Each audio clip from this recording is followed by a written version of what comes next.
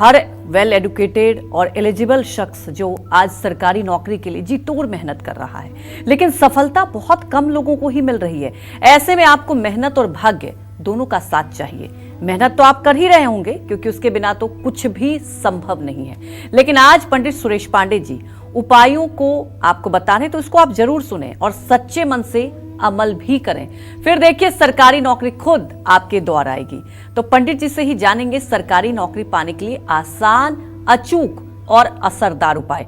तो हमारे साथ आप बने रहिए। मुझे लगता है हर वो युवा, क्योंकि मैं देखती हूं सालों दर साल इस तैयारी में लगे रहते हैं कि सफलता मिलेगी, उनके साथ साथ उनके परिवार के भी सपने होते हैं। लेकिन कई बार कहते हैं ना कि हमें ये तो पता है कि हमें कर्म करना है, हम उसकी तैयारी भी करते हैं, मेहनत भी करते हैं, लेकिन कुछ ग्रहों की दशा होती है, कुछ ऐसा होता है जो हमें नहीं जानकारी होती है। तो इसीलिए आज का ये कार्यक्रम हमने अपने दर्शकों के लिए रखा है। तो जरूर सुनिए, पंडित जी आपको अचूक और असरदार उपाय बताएंगे। और जैसा कि पंडित जी हमेशा कहते हैं कि जो पंडित जी उपाय बताते हैं, आप विश्वास के साथ उसको फॉलो कीजिए तो सफलता मिलेगी। बताएं पंडित जी। देखो, ऐसा है, सरकारी नौकरी जो है ये आज बहुत बड़ा ड्रीम है। लेकिन अब जैसे मैं अपने देश की बात करता हूँ, दूसरे देश की बात नहीं करता हूँ, अपने देश की बात करता हूँ। छोटा सा देश है, 145 करोड़ की आबादी है। तो ये कभी संभव नहीं है कि सारे लोगों को सरकारी नौकरी में नियोजित किया जा सके। चाहे किसी की सरकार हो, चाहे कोई सरकार आए, चाहे कोई सरकार जाए, सबको सरकारी नौकरी नहीं मिल सकती। सरकारी नौकरी पाने के लिए भाग्य बहुत ज्यादा जिम्मेदार है। न विद्या न बाहुबल, भाग्यम फलत सर्वदा, भाग्यम धावति अग्रे अग्रे। भाग्य जो है वो आगे आगे दौड़ती है। और जब पुरुषार्थ और भाग्य, जैसे रेल की दो पटरियां होती हैं और दोनों में कहीं 1 सेंटीमीटर का चौड़ाई में फर्क नहीं होता है, दोनों समानांतर चलती हैं, समानांतर मुड़ती हैं, समानांतर सीधी रहती हैं, समानांतर टेढ़ी होती हैं, समानांतर ही रहती हैं। उसी तरह से जब पुरुषार्थ और भाग्य दोनों समानांतर चलता है तो सरकारी नौकरी क्या, दुनिया की हर वो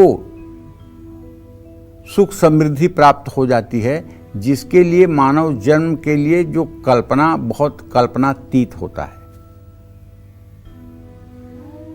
तो मैं ये कहना चाहता हूं कि जैसे सरकारी नौकरी है, तो अगर ज्योतिष शास्त्र में कोई आप अध्ययन कर रहे हैं किसी के कुंडली के बारे में, तो उसमें 3 ग्रहों का मुख्य रूप से आपको अध्ययन करना चाहिए।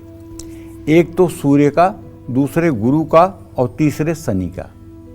ऐसे में जो लोग सरकारी नौकरी पाना चाहते हैं वो सूर्य की उपासना जरूर करें। अब सूर्य की उपासना कैसे करेंगे भाई? देखिए, अगर सूर्य कुंडली में कमजोर होगा तो बार बार आप रिटेन तक क्वालिफाई करेंगे, लेकिन इंटरव्यू में आप बाहर हो जाएंगे, क्योंकि आपका कॉन्फिडेंस इंटरव्यू लेने वाले को प्रभावित नहीं कर पाएगा। और यदि आपका सूर्य अच्छा है, आत्मविश्वास आपके अंदर झलक रहा है, तो आप चढ़ करके इंटरव्यू वाले के प्रश्नों का उत्तर देंगे और वहां आप अपना झंडा गाड़ देंगे। जरूरी नहीं है एक समग्र ज्ञान आपको हो, जरूरी यह है कि आपके अंदर वो टैलेंट हो कि आप अपनी बात को ठीक से कह पाएं। और ये सूर्य की उपासना से ही संभव है, या सिर्फ सनातन धर्म में गायत्री की उपासना से ही यह संभव हो सकता है। इसीलिए हमारे यहां सनातन धर्म में ब्रह्मचर्य अवस्था में ही जनेऊ कराने का और गायत्री मंत्र की दीक्षा का विधान है। अटक से कटक तक, कन्याकुमारी से कश्मीर तक अगर किसी बालक का जनेऊ हो रहा है तो उसको जो मंत्र दी जाती है वो मंत्र गायत्री ही है जो दी जाती है। क्यों? गायत्री छंदसाम मातेत, गायत्री वेदों की माता है। और गायत्री का उपासना करने वाला अपने 7 चक्रों को एक्टिवेट कर लेता है और उसका आत्मविश्वास हिमालय पर चढ़ के बोलता है। तो भैया सीधी सी बात है कि आपको सूर्य को अर्घ देना चाहिए और सूर्य की उपासना करनी चाहिए। सूर्य की उपासना यदि आप स्टूडेंट लाइफ में हैं तो ओम आकृष्णेन रजसा वर्तमानो निवेशयन्न मृतं मृतं च हिरणेन सविता रथेन देवो जाति भुवनानि पश्यन्न। ये सूर्य का वैदिक मंत्र है। अगर ये मंत्र आपको नहीं आता है तो दूसरा मंत्र बता रहा हूं, ओम घृणि सूर्याय नमः। ये छोटा मंत्र है, इसको भी आप 10 माला 31 दिन जप करके अपने कॉन्फिडेंस लेवल में परिवर्तन देख सकते हैं। और तीसरा मंत्र पौराणिक है, जपा कुसुम संकासम काश्यपेयम महादुतिम तमो अरिम सर्वपापघ्नम प्रणतोस्मि दिवाकरः सूर्याय नमः। ये मंत्र भी आप 10 माला करके 31 दिनों के अंदर अपने अंदर परिवर्तन आप महसूस कर सकते हैं। ये उन लोगों को जरूर करना चाहिए जो परीक्षा के पहले बीमार होने लगते हैं, परीक्षा के पहले भयभीत होने लगते हैं और परीक्षा आने के बाद नर्वस होने लगते हैं, परीक्षा की तिथि घोषित होते ही नर्वस होने लगते हैं। उन लोगों की सूर्य की उपासना जरूर करनी चाहिए। और अगर स्वयं से नहीं कर पा रहे हैं तो 12 वैदिक ब्राह्मणों को बुला करके सूर्य के वैदिक मंत्र का 31,000 मंत्र जप करवा करके विधिवत हवन तर्पण मार्जन और ब्राह्मण भोजन का आयोजन परीक्षा से 2-3 दिन पूर्व रविवार को करना चाहिए। इसका लाभ आपको मिलेगा। दूसरा ग्रह गुरु, बृहस्पति की कृपा और शनि का उपाय ये होना चाहिए। देखिए, बृहस्पति जीवन और सुख का कारक ग्रह है और शनि जो है ये दास ग्रह है, दास सेवक ग्रह है। अगर शनि का उपाय हो जाए, बृहस्पति का उपाय हो जाए तो भी सरकारी नौकरी में आसानी होती है। लेकिन आप इतनी बात को ही मत मानिए, नवमेश अगर अपने उच्च नवांश में या अपने स्वनवांश में होगा तो ऐसा आदमी उच्च प्रशासनिक अधिकारी होगा, ग्रह कोई भी हो।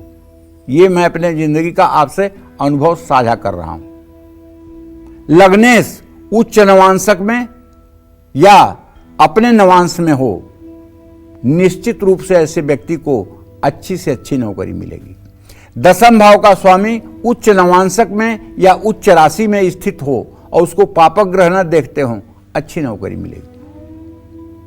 तो सूर्य की उपासना के लिए तांबे के लोटे में सुबह सुबह जल लेकर के और उसमें थोड़ी सी रोली चावल फूल डाल करके ओम ब्रह्म स्वरूपिणे सूर्य नारायणाय नमः कहते हुए 3 बार में सूर्य को अर्घ देना चाहिए।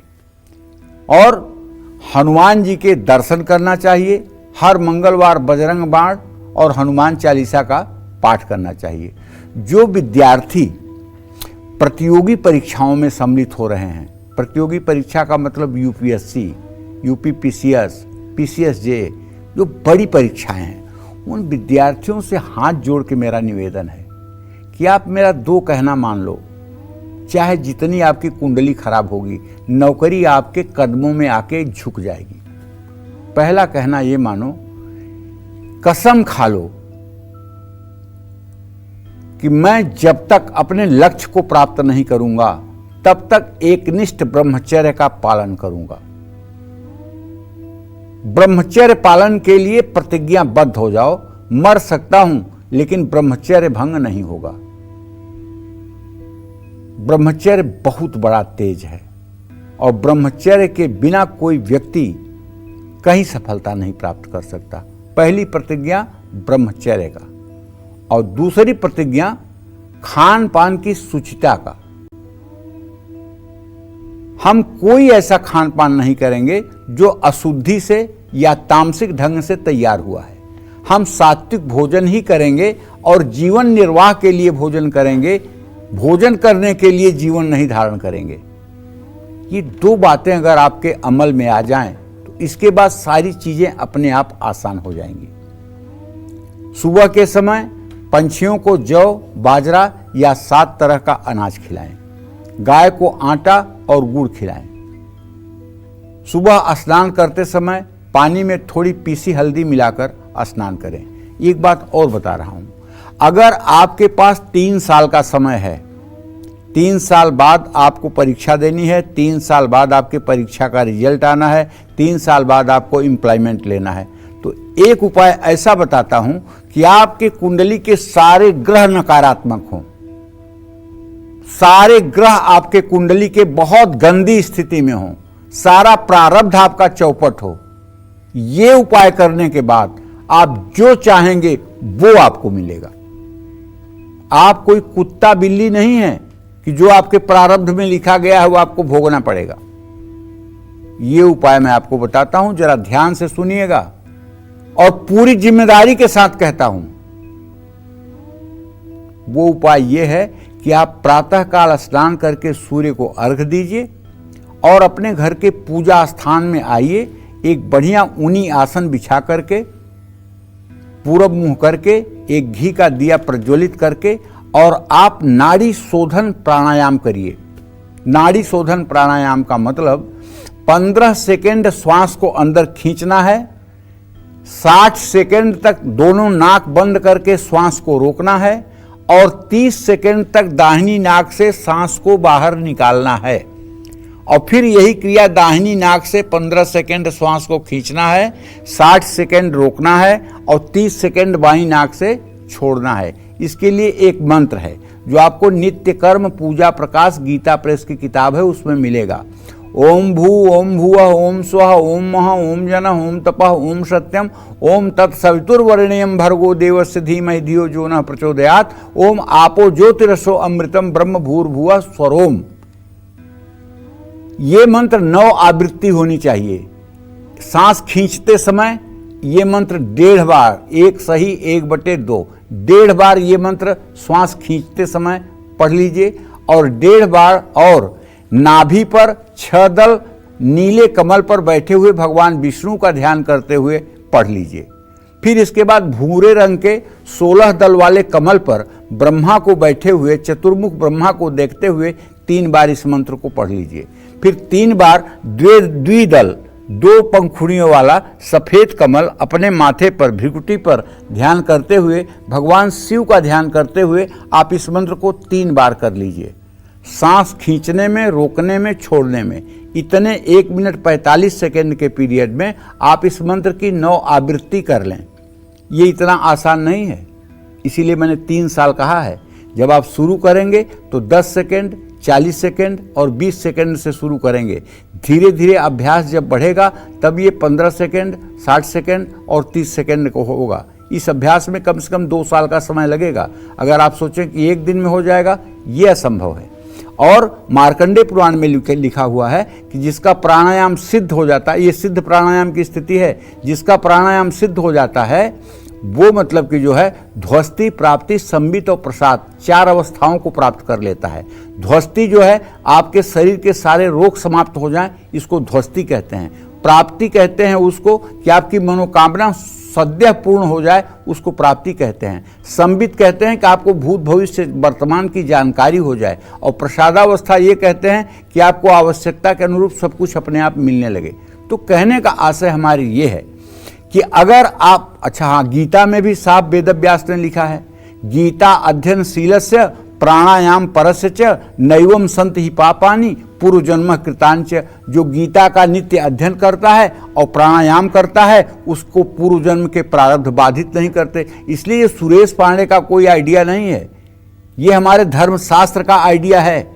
अगर आप प्राणायाम करें तो प्राणायाम से सारे ग्रहों की स्थिति आपके अनुकूल हो सकती है। हाँ, गणेश जी का ऐसा कोई चित्र या मूर्ति घर में रखें या लगाएं जिसमें उनकी सूंड दाहिनी ओर हो। आदित्य हृदय स्तोत्र का पाठ कर सकते हैं सूर्य की रोशनी में। गायत्री मंत्र का नियमित जप कर सकते हैं। घर की पूरब दिशा को खुला रखें जिससे ज़्यादा रोशनी और हवा घर में आ सके। घर में तुलसी का पौधा लगाएं। शनिवार को पीपल के पेड़ के नीचे सरसों के तेल का दिया जलाएं। पीपल की 7 परिक्रमा करें। नारंगी और लाल रंग का प्रयोग करें। अपने माता पिता के घर से निकलते समय चरण स्पर्श करें। जय मां विंध्यवासिनी।